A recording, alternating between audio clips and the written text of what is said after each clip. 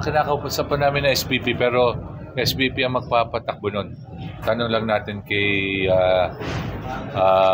President Alpanlillo at kay ED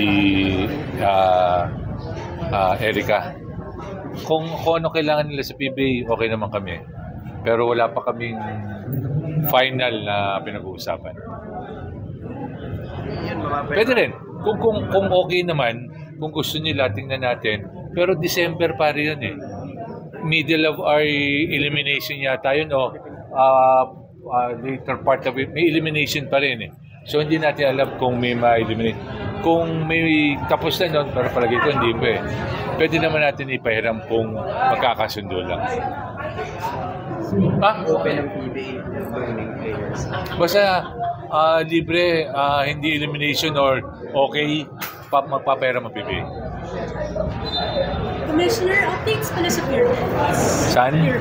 Katulad ng sinabi ko, kasi si Kaloy katulad ng sinabi ko, nag-negotiate ang Pure Blends at Northport. Hinintay lang namin negotiation, nagbigay na ng requirement sa amin, nagbigay na ng letter of intent. So pag umokay na sa review committee ng governors, iaakit na namin sa board. Pag umokay ang board at okay na yung negotiation nila ng Northport, yun, baka makasama natin sila sa 50th season. Sino yung nasa review committee?